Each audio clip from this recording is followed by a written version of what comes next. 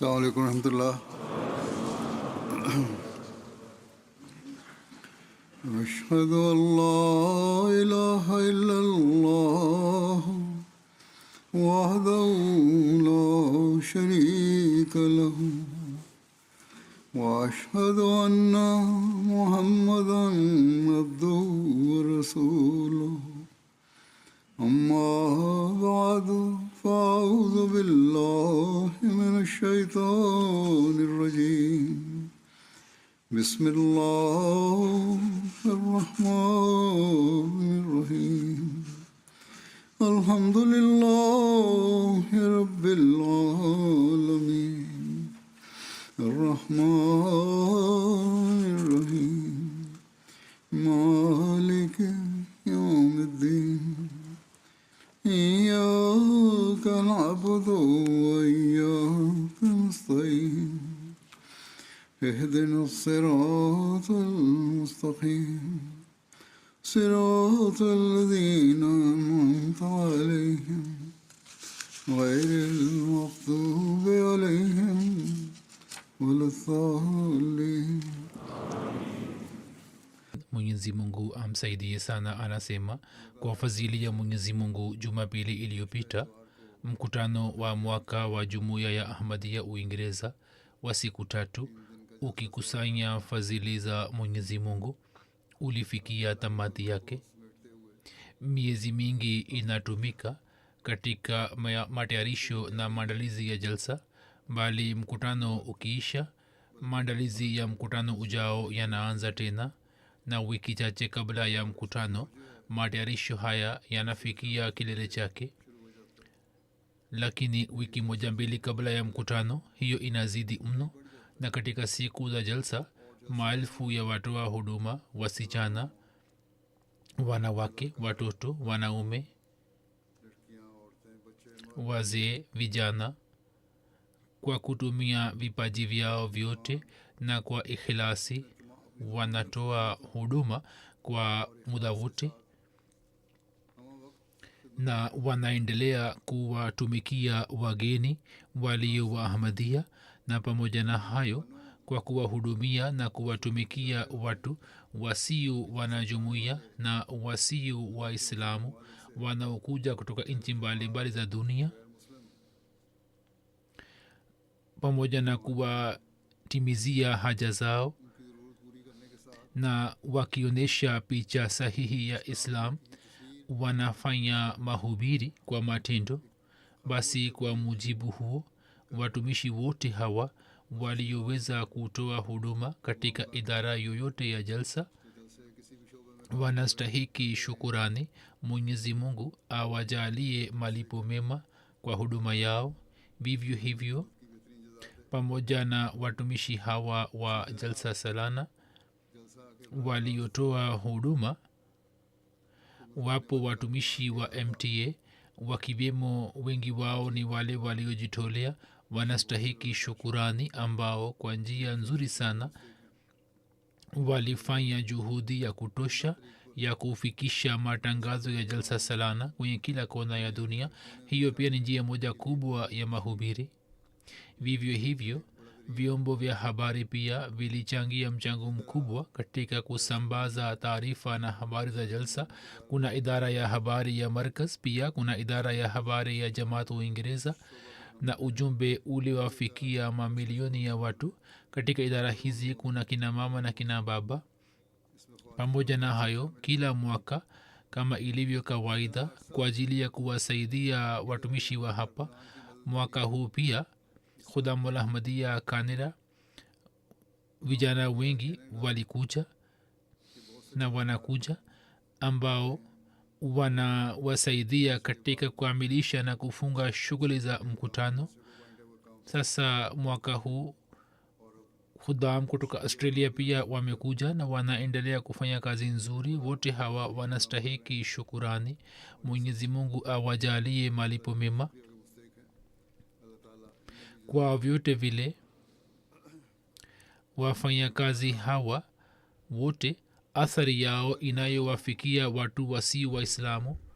Kwa njia hiyo watu hawa wanapata kuelewa kuhusu mafundisho sahihi ya islam ahmadia, jambo ambalo linawavutia mno. Wananiandikia maoni yao mingi na pia wanatoa shukurani,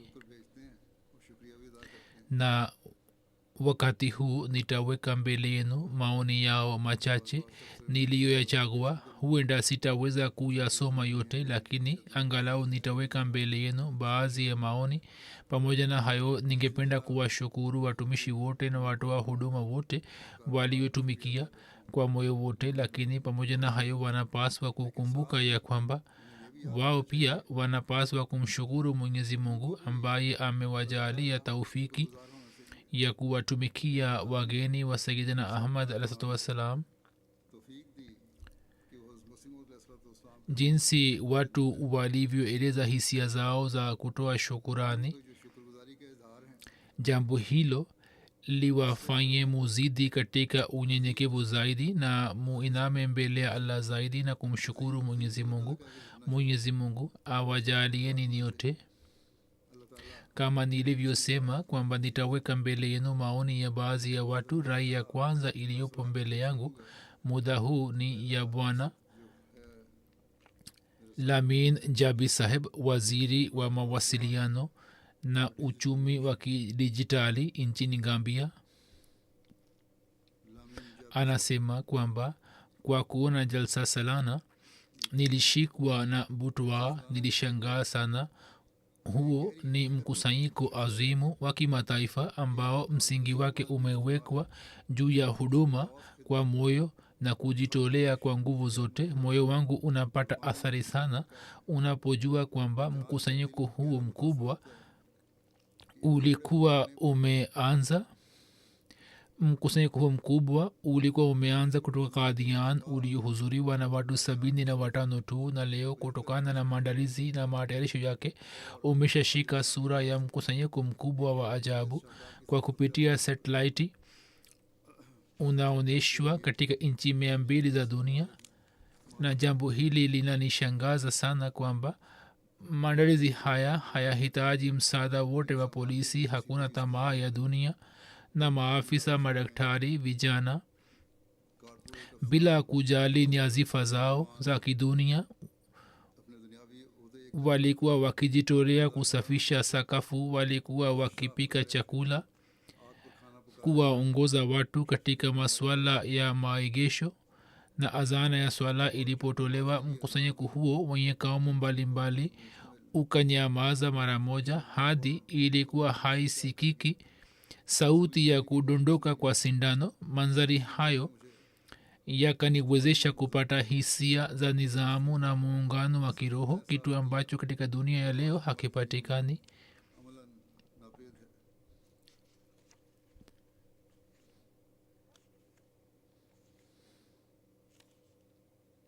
Kisha bwana huyo anasema kwamba kushiriki katika kikao cha bayat ya kimataifa ambapo mlolongo wa kibinadamu unawaunganisha maelfu ya watu kwa imamu wao, mpango huo ulinivutia mno,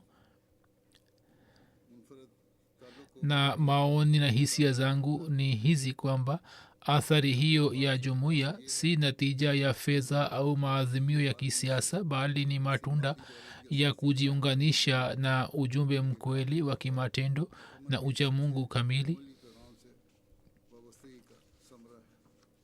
Kutoka Nigeria, mfalme mmoja wa jimbo ambaye anatawala takriban nusu ya nchi,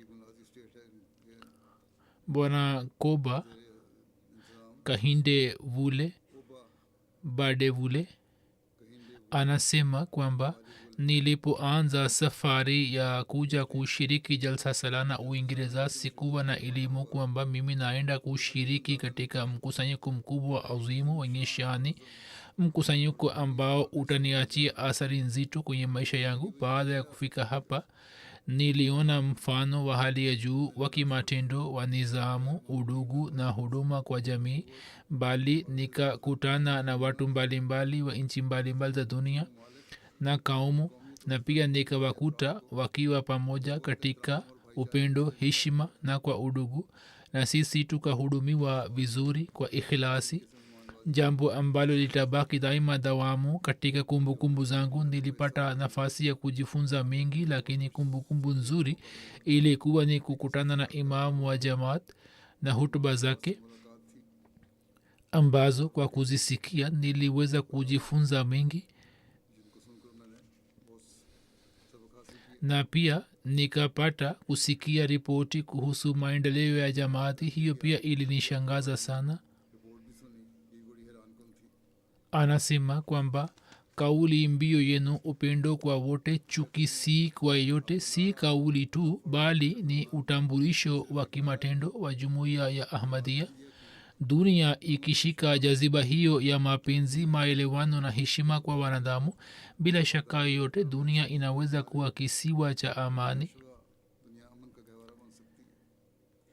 Kisha anasema kwamba matangazo mubashira ambayo yalikuwa yanarushwa katika lugha mbalimbali za dunia yalinishangaza sana.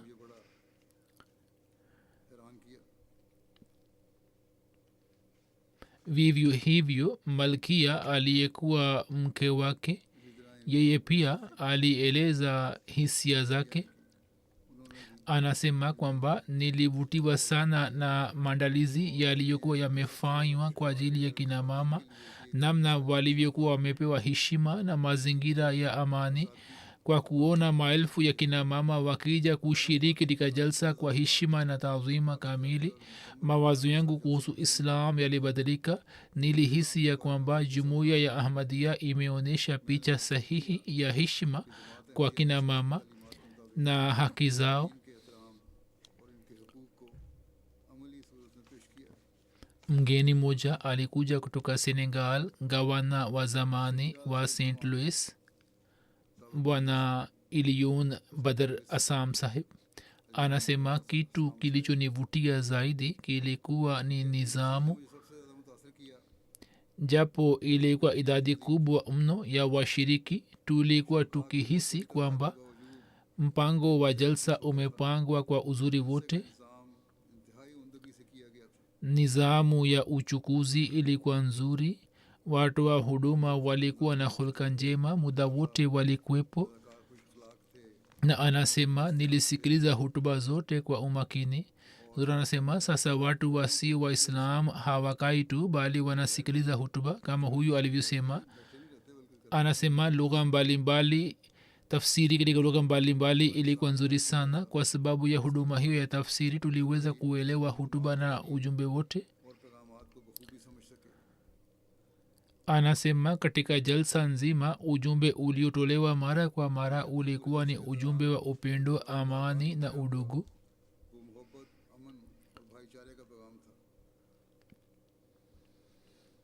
Vivyo hivyo bwana Radudota sahib, Radudota ni jina lake, ni wakili katika Luxembourg. Alishiriki jalsa pamoja na mtoto wake. Anasema kwamba siku 3 za jalsa zimekuwa siku maalum za maisha yangu. Kwa mara ya kwanza nilishuhudia mkusanyiko huu mkubwa wa Kiislamu wenye ustaarabu na heshima. Japo idadi ilikuwa kubwa mno, nizamu nzima ilikuwa inaendeshwa na watu wenye kujitolea. Nilikuwa na hisi ya kwamba watu watokao nchi mbalimbali ni watu wa familia moja. Kila mtoa huduma alikuwa akiwatumikia wageni kwa tabasamu. Kila mtumishi alikuwa akiwatendea wageni wote kwa upendo na kwa heshima, kana kwamba wageni hawa ni wenye kuheshimika zaidi kuliko wote. Kisha anasema manzari ya bayati ya kimataifa inawavutia mno wageni. Anasema manzari ya bayati ya kimataifa siwezi kuisahau. Anasema kwamba maelfu ya watu watokao nchi tofauti za dunia wanapofanya bayat juu ya mkono wa imamu moja, na nilipowaona wakiomba dua kwa Mwenyezi Mungu kwa unyenyekevu, huo ulikuwa ni uzoefu mkubwa wa kiroho ulioniachia athari nzito moyoni mwangu. kisha anasema kwamba nilikutana na imamu wa jamaat ahmadia. Nilikuwa na hofu, lakini nilipokutana naye hofu ikaniondoka, na nilikuwa na maswali moyoni na hisia ningependa kumuuliza, lakini khalifa mtukufu akaniuliza yale yote na kisha akatoa majibu yake. kisha kuna mwanajumuiya mpya elijah gibrail sahiba anasema kwamba kabla ya kujiunga na islam nilikuwa mkristo. Huyu ni bwana. Daima tulikuwa tukifundishwa kwamba imani inahusika na muziki. Hiyo pia siku hizi imesambaa duniani kwamba muziki ni muhimu, lakini anasema kwamba mimi sikuweza kuhisi utulivu na amani ya kiroho kwa kupitia muziki baada ya kusilimu. Anasema kwamba nilikuwa na swali, lakini sikupata taufiki ya kumlilia kwa allah, lakini nilipopata nafasi ya kushiriki jalsa salana na baiati nikavutiwa na hali ya ajabu, hali ambayo siwezi kueleza katika maneno.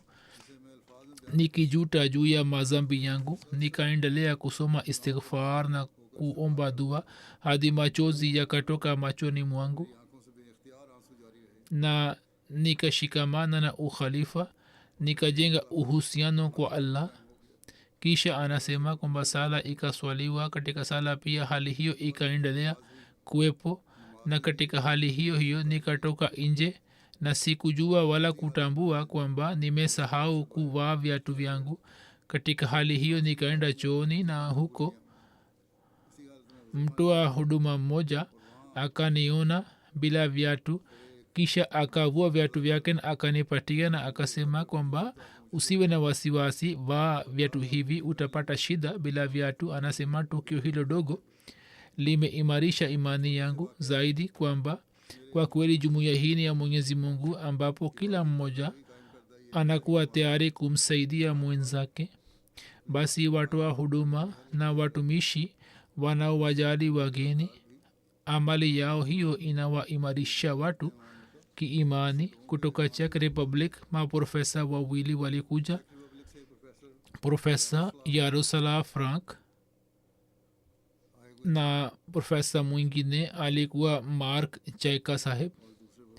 wanasema kwamba tumependa sana mazingira ya jalsa, sisi hatuwezi kueleza hisia zetu katika maneno. baada ya kurejea Czech Republic tunaweza kuwaambia wanafunzi na maprofesa wenzetu kwamba nini mnalazimika kuja wenyewe na kupata uzoefu huu wa mkusanyiko uliojaa uzuri na roho. wanasema kwamba watu watokao nchi mbalimbali za dunia walikuwa wamejumuika kwa jaziba ya upendo, amani na udugu. baada ya swala kukutana na watu kulituvutia mno. tulifurahi sana kwa kuona kwamba namna ambavyo itikadi moja inaendelea kuwaunganisha watu katika uhusiano wa amani na upendo.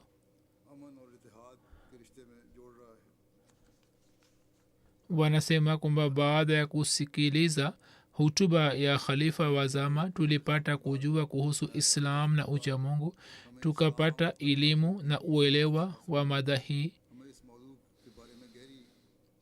na wanasema kwamba matangazo yalirushwa duniani yalituvutia sana. kutoka Kazakhstan bi saule sahiba alishiriki jalsa.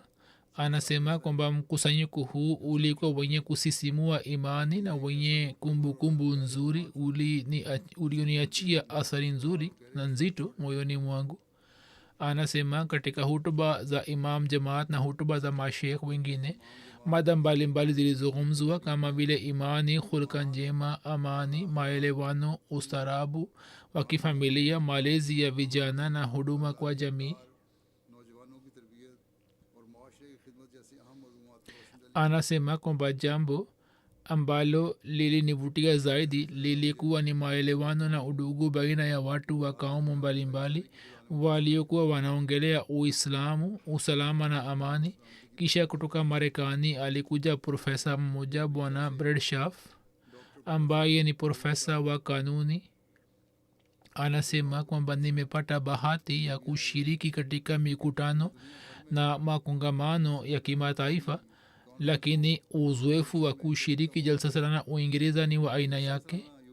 Nilikutana na watu watokao zaidi ya nchi 100 waliokuwa na dini, kaumu na taaluma tofauti tofauti, lakini wote walikuwa na rai moja kwamba mazingira ya upendo, amani, maelewano na udugu tuliyoyaona hapa kwa kweli ni ya aina yake. Anasema kwamba maonyesho ya Humanity First na idara zingine yalinivutia mno. Nilifurahi sana kwa kuona kwamba jumuiya kwa kutumia rasilimali zake inaendelea kuwatumikia watu wenye haja katika dunia nzima, hata kama watokane na dini au mila gani. Na kisha anasema kwamba wote walikuwa wasomi, madaktari, wahandisi, mawakili na wataalamu. Walikuwa wakitoa huduma kwa unyenyekevu sana, kwa kujitolea, kitu kilichonifariji sana. Kutoka Brazil, mwandishi wa habari ya televisheni bwana Arik Porteller anasema, siwezi kujizuia kusema kwamba kwa kuona wasaa wa mkutano huu nilishikwa na mshangao, haswa ukubwa wa idara ya dhifa langarkhana na mahala ambapo chakula kinapikwa. Nizamu safi, pana na ya kisasa ni uzoefu mzuri wa kuona juhudi, usafi na kujituma kwa kila mfanyakazi, kitu kinachojaza moyo wangu na furaha tele na amani. Kutoka Ufilipino, Profesa Yusuf Morles alikuja na mke wake ambaye pia ni Profesa Shirima Morles. Anasema kwamba yeye alikuwa Mkristo, sasa amekubali Islam na amewahi kuwa mwenyekiti wa National Commission of Muslims Filipino. Huyu si Ahmadia. Anasema japo mahudhurio yaliyotangazwa yalikuwa 50,000, lakini kwa kuona wasaa wa jalsaga na maandalizi na matayarisho yake nilihisi kwamba ijtimaa hiyo ni kubwa zaidi, haswa kwa kuona juhudi za maelfu ya watoa huduma.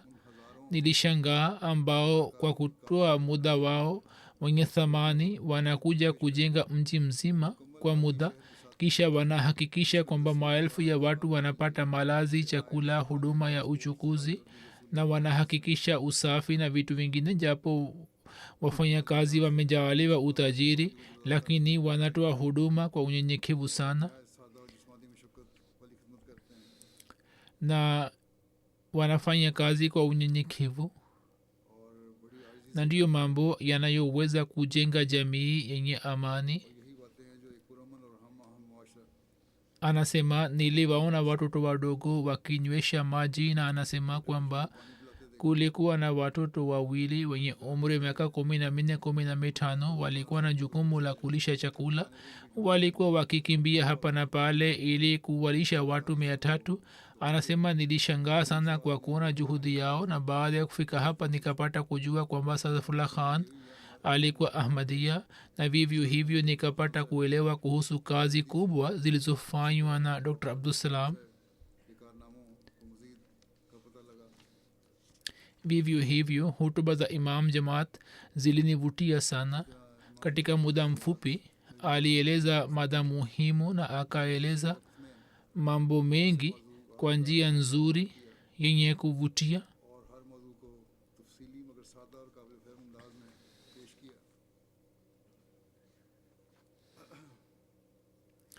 Kutoka El Salvador, mgeni moja Saul Ligado ambaye ni mjumbe wa El Salvador katika bunge la Central America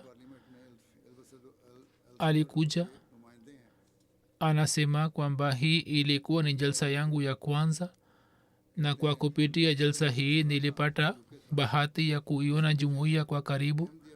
Jambo muhimu nililolijifunza ni kwamba namna tunavyotakiwa kuishi maisha, na ujumbe wa msingi ulikuwa ndio huu kwamba kama ambavyo tawi la mti likijitenga linakauka, kwani mti huo ulikuwa unalipatia uhai, vivyo hivyo tukienda mbali na Mungu hiyo itakuwa kifo chetu cha kiroho. Khalifa na imamu wa jamaat aliposema kwamba tunamtafuta mungu tunapokuwa katika mushkil fulani, jambo hili ni kweli kabisa. vivyo hivyo ametoa nasaha kuhusu uhusiano uliopo baina ya mke na mume. Tukizifuata na tukitumia na tukifuata nasaha za kuinamisha macho, tunaweza kusalimika na matatizo mengi ya maisha.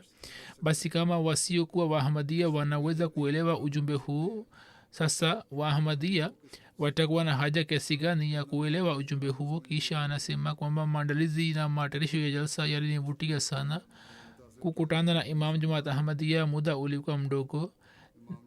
Nilitamani kwamba ningepata muda mwingi, lakini katika muda huo mfupi vile vile yeye aliona kila kitu na akaongea pamoja nami, na anasema kwamba baada ya kukutana na khalifa nikapata yakini kwamba khalifa wa zama anakuwa na ujuzi mkubwa kuhusu jamaati yake, kwamba jumuiya imesimama wapi. alikuwa anajua sana.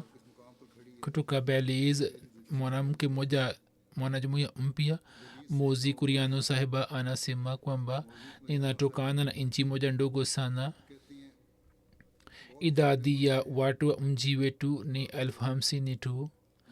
watu 100 wakijumuika ugomwi unaanza, lakini katika maandalizi ya jalsa kulikuwa na amani na watu walikuwa wakikutana kwa pamoja kwa udugu na kwa upendo.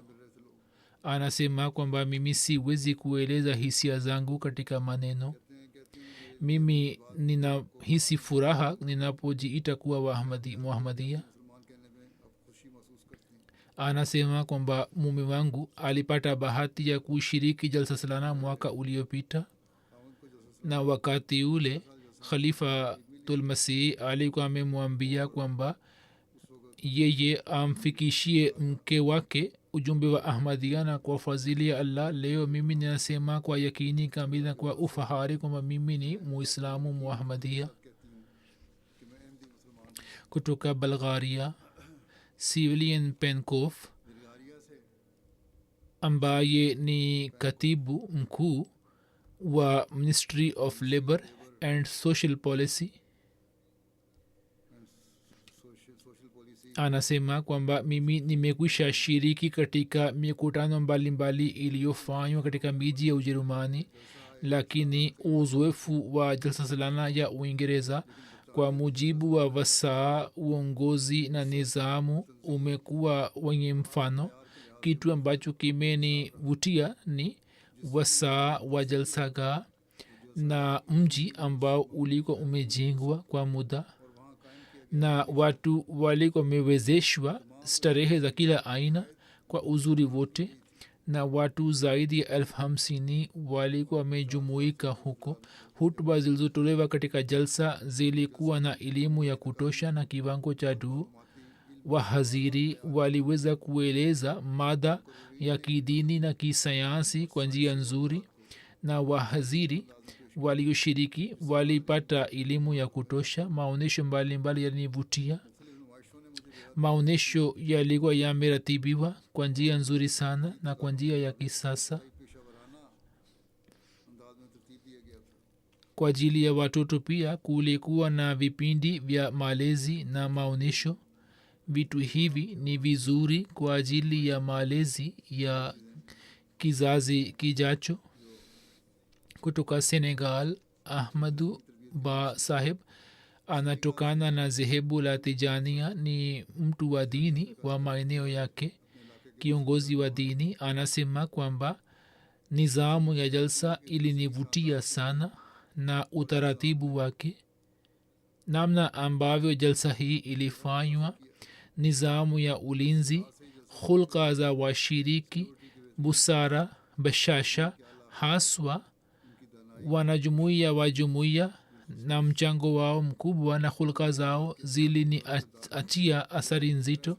nilikuwa nasikiliza kuhusu jumuiya ahmadia, lakini leo niliona kwa macho yangu jumuiya na nilifurahi sana, ambayo ina nizamu na ina watu wake wana ikhilasi na wanafuata maagizo ya khalifa wao. Anasema nilikuwa najua kwamba nini mnafanya mengi kwa ajili ya wanadamu, kama ambavyo ni visima vya maji, misikiti, mahospitali na miradi mingine kwa jamii, lakini leo mimi nimepata athari sana kwa kuona juhudi zenu, juhudi mnazofanya kwa ajili ya kuwaletea wanadamu maendeleo na katika sekta ya elimu. Uhakika ndio huu kwamba mimi nawapatieni pongezi kwa moyo wangu wote. Anasema kwamba nilikutana na imamu wa jumuiya na mimi nilipata bahati na nafasi ya kuelewa zaidi kuhusu jumuiya. Kutoka Senegal, Morman Kabaja Kate Saheb ni mbunge. Anasema kwamba niliona kwa macho yangu huduma kwa wanadamu na azma na uvumilivu ni sifa zenu makhsus. Mimi niliona islam ya kimatendo kuliko maneno. Niliona mikono inayotoa, niliona mioyo inayosamehe na niliona milango ambayo inakuwa wazi kwa watu wote. Kutoka Kosovo, Professor Daktari Khalil Ibrahimi Saheb ambaye ni msomi maarufu na ni mhakiki na ni profesa wa chuo. Kwa sababu ya shughuli zake za kielimu na tahakiki zake katika Kosovo ana heshima sana. Anasema kwamba kwenye kila idara niliona nizamu, ushirikiano na mfano ulio hai wa kujitolea. Pamoja na hayo, anasema kwamba namna nilivyopata heshima na namna nilivyohudumiwa, uzoefu kama huo utabaki daima dawamu kwenye kumbukumbu zangu. Anasema kwamba katika siku hizi nilipata bahati ya kusikiliza hutuba mbalimbali na haswa hutuba ya Imam Jamaat Ahmadiyya. Nilikutana naye vile vile. Jambo ambalo lilinivutia zaidi ni hili kwamba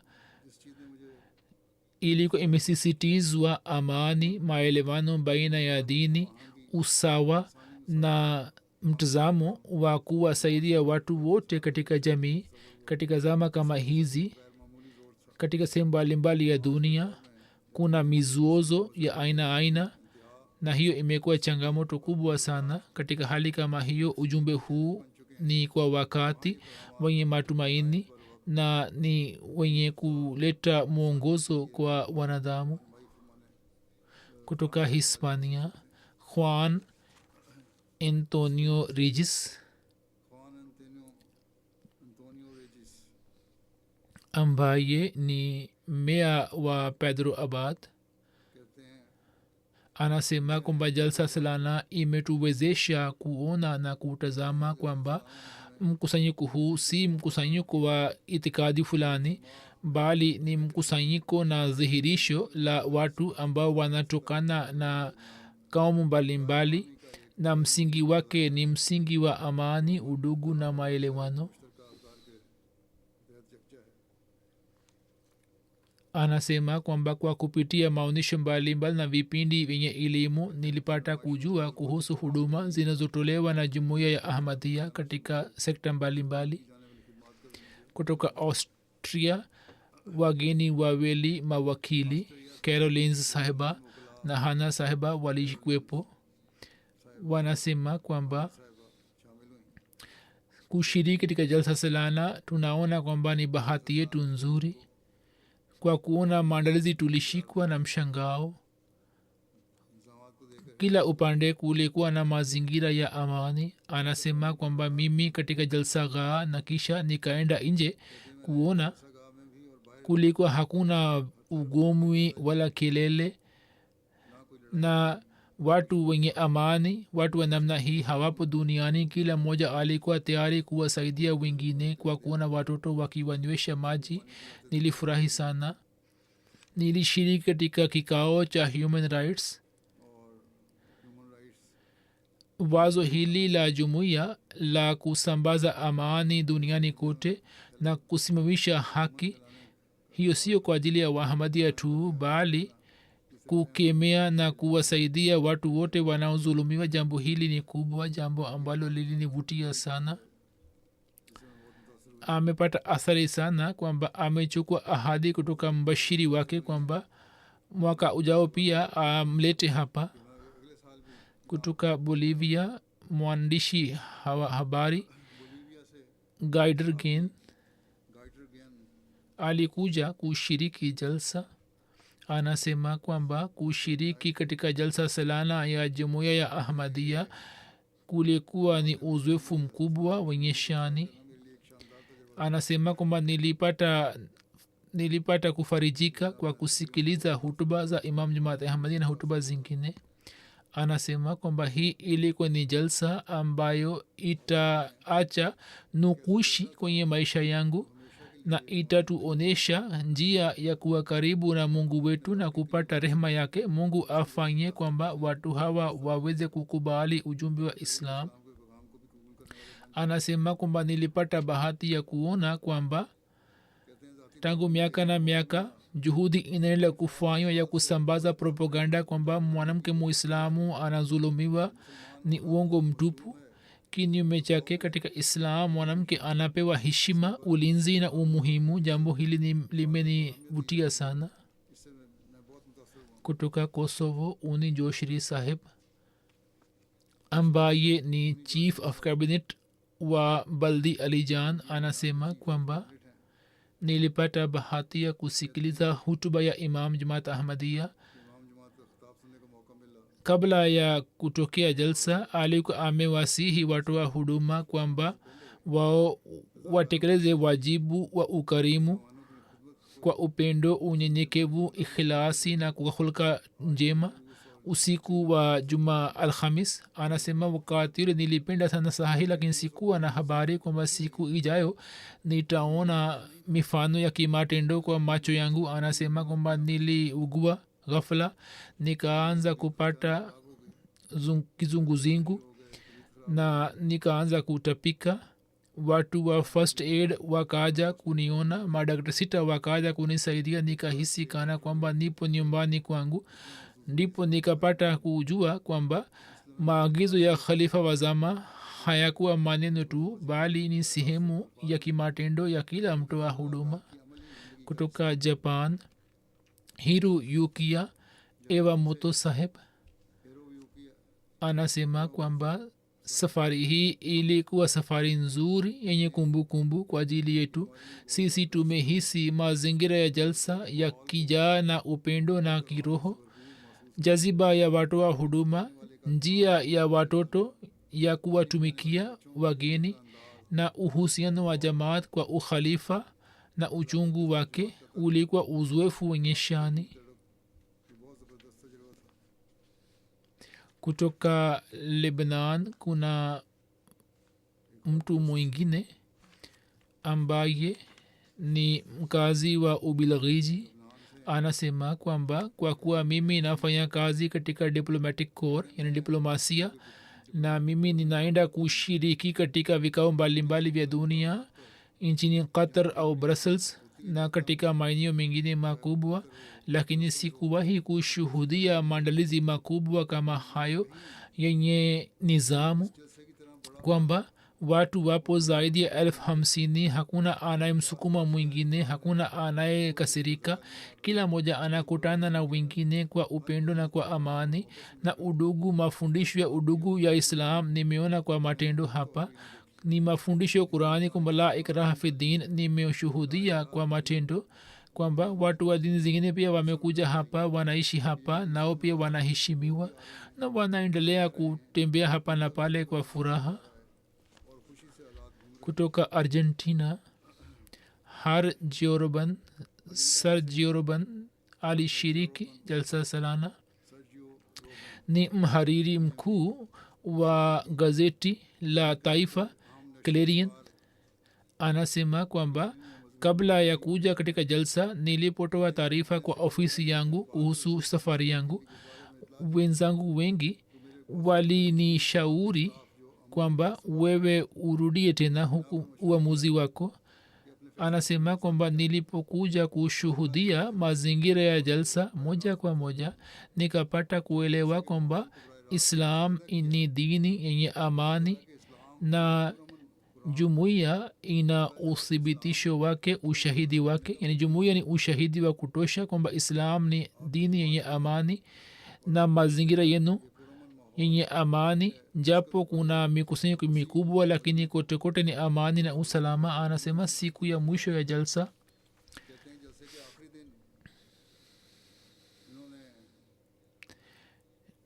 tv channel juu ya tn tv channel matangazo ya jalsa yalirushwa ili watazamaji waweze kuona mazingira haya na pia walisisitiza kwamba islam ni dini ya amani na usalama na waliweka mbele yao jumuiya kama dalili mwenyewe ni katoliki anasema kwamba hutuba ya khalifa wenu ya kufungua jalsa nilipenda sana yeye alizungumzia uchamungu kwamba uchamungu ni mizizi ya kila dini anasema kwamba mimi nikiwa mkristo nilipata nafasi ya kuongeza elimu yangu na maarifa yangu kutoka lithuania sotilana marki vichne sahiba anasema kwamba wakati wa jalsa salana kwa kuishi pamoja na waislamu nilipata bahati ya kuona tabia zao nilijifunza mengi kwa kusikia hutuba ya imam jamaat ahmadia aliyotoa kwa kina mama nilipata kuelewa mengi kuhusu daraja ya mwanamke katika islam na nilifurahi sana kwa kujua kwamba islam inatoa heshima ulinzi na mafundisho ya haki ya msingi kwa kina mama hutuba ilikuwa yenye kunivutia na nilipata nafasi ya kujua na kuelewa na kutafakari zaidi kuhusu islam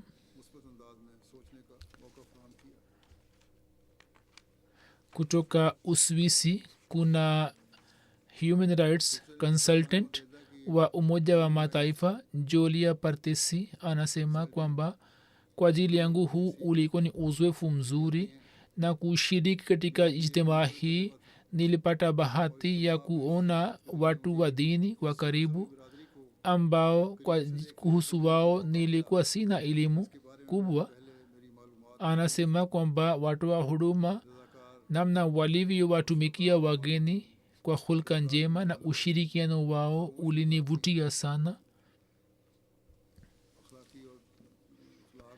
kila moja alikuwa anakutana na wenzake kwa bashasha nilipata majibu ya maswali na walikuwa tayari kutoa majibu ya maswali kwa sababu hiyo nilipata kuelewa kuhusu historia ya ahmadia tamaduni zake na hulka zake maonyesho yaliyowekwa ameyasifu anasema yalikuwa na kivutio kikubwa ilikuwa imeelezwa kuhusu historia miradi kwa ajili ya jamii na huduma zake maonyesho kuhusu mchango wa kina mama uliongeza elimu yangu na nilipata bahati ya kuelewa mada hii kutoka turin italia professor federica sona sahiba anasema kwamba katika jalsa salana yeye aliona mchanganuo wa busara na ruhaniyat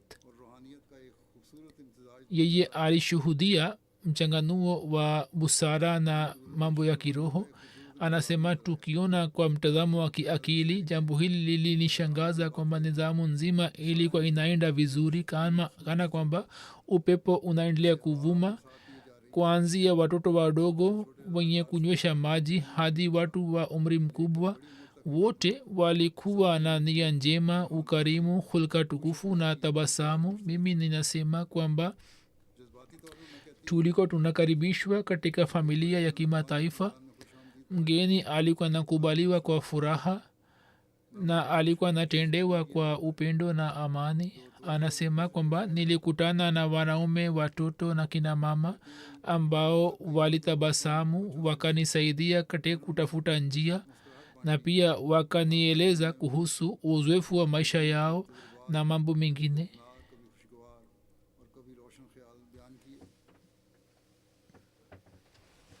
akieleza vipengele mbalimbali vya kiroho anasema kwamba wao walieleza mbele yangu masimulizi mbalimbali kuhusu ndoto zao, mambo ambayo yalimvutia sana. Anasema kwamba jumuiya ni familia ambayo ni kubwa na imeungana kwa pamoja na ni nje ya mipaka ya jiografia.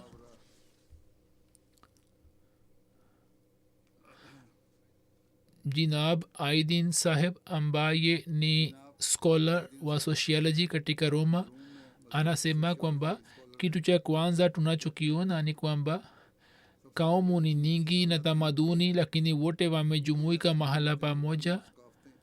bendera za nchi mbalimbali zinaporushwa pamoja na bendera ya jamaati.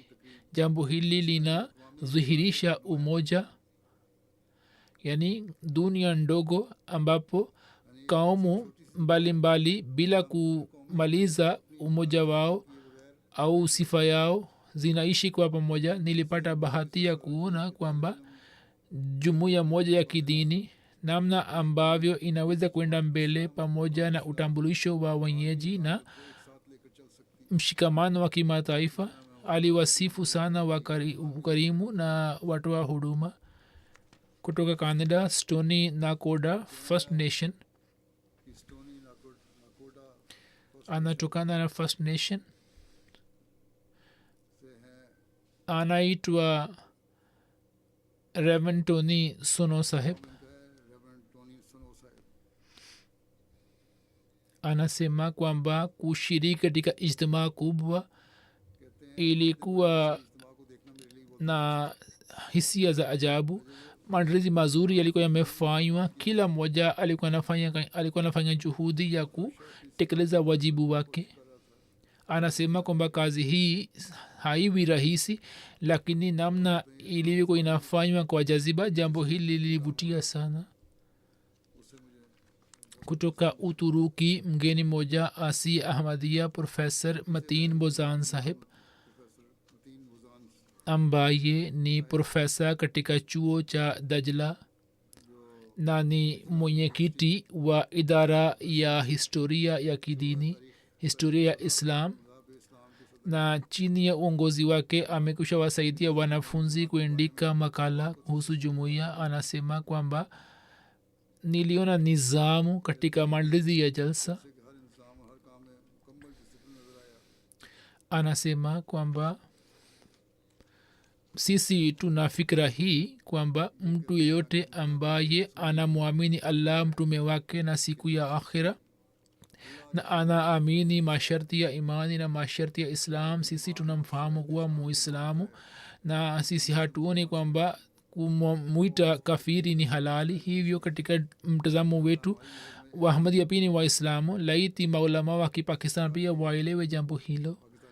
Kisha alisema kwamba mimi ninapongeza juhudi za jamaati za kustawisha amani, na pia yeye aliona maandalizi kwa ajili ya wanaume na wanawake yalikuwa wamefanywa, na akatoa natija kwamba katika jamaat mafundisho ya kuzingatia pazia yanazingatiwa sana. kutoka Ufaransa Teri Wale Saheb ambaye ni mwenyekiti wa Coordination Association Freedom Conscious anasema kwamba matayarisho yalikuwa hayana ndoa, mazingira yalikuwa na amani, utulivu ulitawala kote kote. hutuba ya Imam Jamaat Ahmadiyya ya kufunga mkutano ilikuwa ni mwongozo wa kutosha wenye kuvutia mioyo. alitukumbusha kuhusu viwango ambayo yatupasa kuwa navyo katika maisha, na alituhisi kuhusu amani ya dunia ambayo kwa ajili yake yatupasa kufanya juhudi.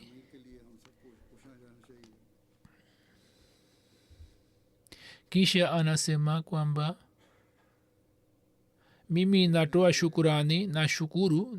baada ya kufika hapa nilipata kuelewa kwamba ujumbe ambao jumuiya inautoa katika dunia, niliona mfano wake wa kimatendo kwamba watu kutoka zaidi ya 100 wamejumuika misili ya shada, na mimi mwenyewe nilihisi harufu yake, harufu ya maua.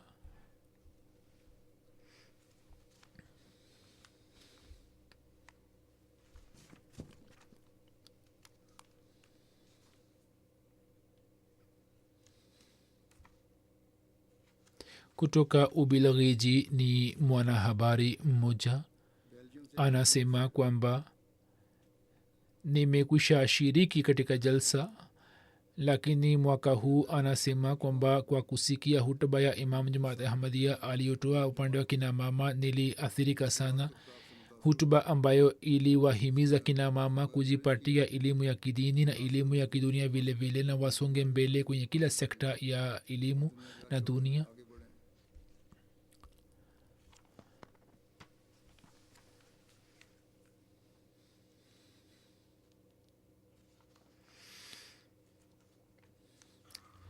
vivyo hivyo kutoka Japan, Profesa Menesaki Hiroko sahiba, yeye ameandika kitabu kimoja kuhusu jumuiya ya Ahmadia. Alikuwa ameenda kutembelea Rabwa na Kadian katika maeneo mengine. Ana elimu kubwa kuhusu jamaati. Anasema kwamba kijana mmoja Mjerumani alikutana nami katika jalsa, alikuwa amefanya bayat leo. Nikamuuliza kwamba kitu gani kimekuvutia kufanya bayati. Alisema kwamba mazingira ya jalsa na udugu wa Ahmadia na upendo wao umenilazimisha kufanya bayati. yeye amewasifu sana watu wa huduma.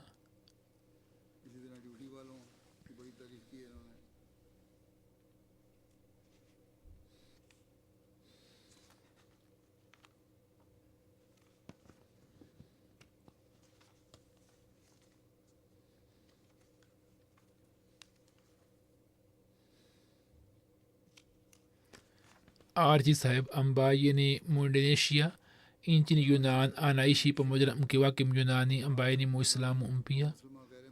Anasema kwamba nilipata mwaliko nikafikiri kwamba hiyo ni safari yangu ya kiroho ambayo itanisaidia kwenda karibu na Mungu, hivyo nikaacha Yunan na kuja hapa.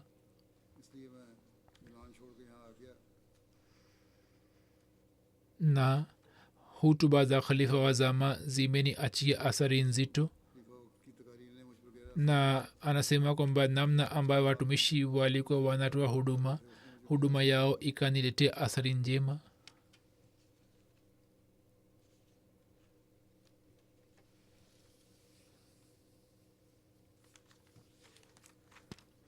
Kuna mgeni kutoka Latvia, Narmunder Sons, amefanya master katika political science.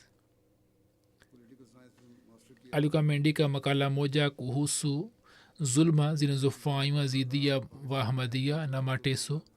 Huyu pia alishiriki jalsa. Anasema kwamba nilikuwa na maswali kuhusu Islam Ahmadia. Wakati wa jalsa nikapata majibu ya maswali yangu yote.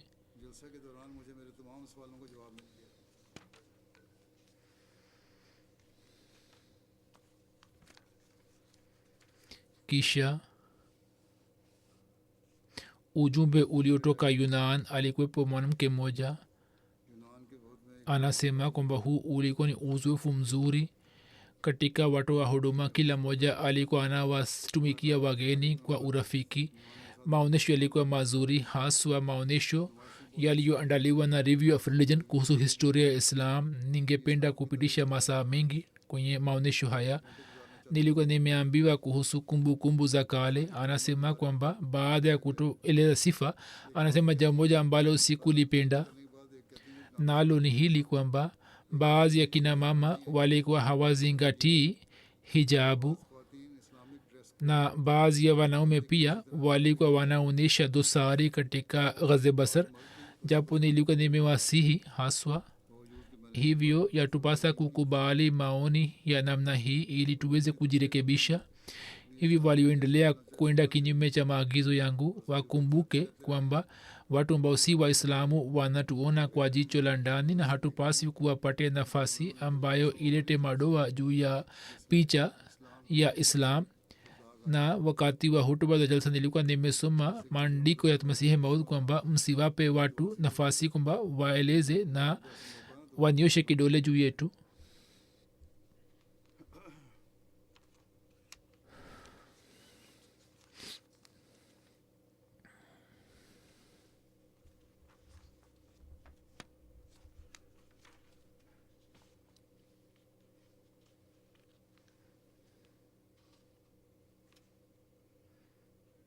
kutoka Poland, bwana Povich Lamsovich, majina yao yanakuwa magumu. Huyu ni profesa wa haki za kibinadamu, amewahi kuwa chancellor chuoni, anafundisha kanuni. Anasema kwamba kwa kuona maandalizi ya jalsa nilipata athari sana. Nilikutana na imam wa Jamaat Ahmadiyya. Anasema kwamba hisia zangu kuhusu kikao hicho sina maneno ya kuzieleza. Anasema kwamba yeye aliongea nami na mimi nilipata athari sana kwa kusikia maongezi yake. Anasema yale yote niliyojifunza kutoka hapa nitaenda kuwafikishia wanafunzi wangu ili wao pia waweze kuelewa na kujua maana sahihi ya mafundisho ya Islam. Matukio haya machache nilikuwa nimechukua na nimeweza kueleza machache. Press na media siku hizi, kama nilivyosema kwamba idara ya habari kutoka Markaz na kutoka Uingereza, matangazo yamerushwa sana. Gazeti moja la Uingereza, The Times, limechapisha habari ya jalsa juu ya ukurasa yake ya kwanza, na pia vyombo vya habari vingine media coverage. Makala 16 zilichapishwa. Idadi ya wasomi ni milioni 10. Vipindi vya redio silsila 5. Vipindi 10 vilikuwa zaidi kuliko mwaka jana. Vipindi vya televisheni vilikuwa 6 na walioweza kuangalia ni milioni 7,200,000. Social media watu 500,000 na 30,000 walisoma na walipata habari. Kwa ujumla watu milioni 52,800,000 walipata ujumbe wa Jamaat kwa kupitia press na media, na magazeti 12 na televisheni yalitangaza matangazo ya Jamaati, matangazo ya jalsa. Maoni ya waandishi wa habari. Mwanamke mmoja anasema kwamba siku ya mwisho baada ya kuangalia kikao cha bayat nilipata athari sana. Macho yangu yalijaa machozi. Ilikuwa manzari ambayo sikuwahi kuiona katika dunia, na mimi sidhani kwamba katika dunia shirika lote linaweza kuandaa kikao cha namna hii. Manzari hizi zilikuwa zenye kutuvutia sana na mimi nilipata athari sana. Wapo ambao wametoa maoni. MT Afrika inaendelea kufanya kazi kubwa sana. Waandishi wa habari 20 walishiriki jalsa ambao walipeleka ripoti 157. Watu zaidi ya milioni 60 walipata ujumbe wa jalsa katika nyumba zao. Matangazo ya jalsa yalirushwa juu ya chaneli 18 na hutuba zilirushwa, na sawa na hisabu yao watu takriban milioni 35 walipata ujumbe wa Jamaat.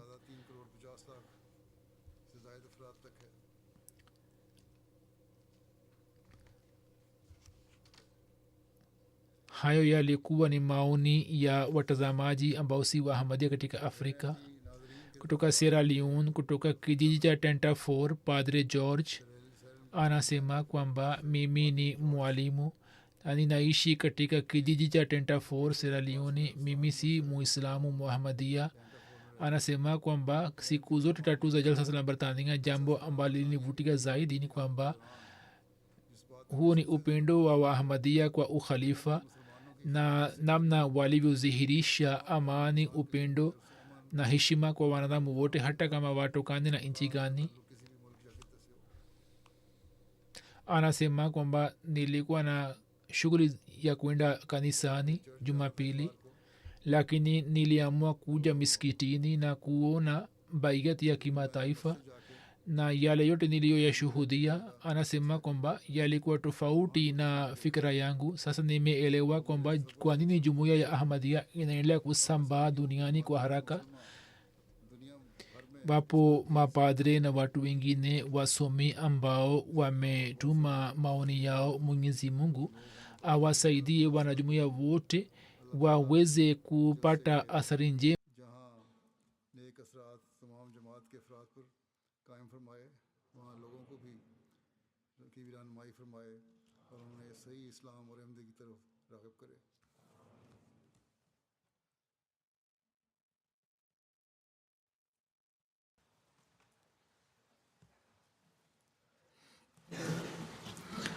الحمد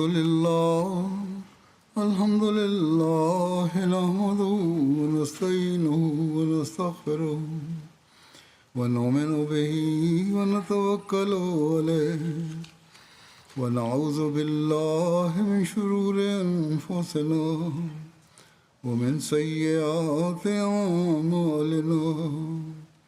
من يهده الله فلا مضل له ومن يضلل فلا هادي له ونشهد أن لا إله إلا الله ونشهد أن محمدا عبده ورسوله. عباد الله رحمكم الله، إن الله يأمر بالعدل والإحسان وإيتاء ذي القربى وينهى عن الفحشاء والمنكر والبغي يعظكم لعلكم تذكرون. اذكروا الله يذكركم وادعوه يستجب لكم ولذكر الله أكبر.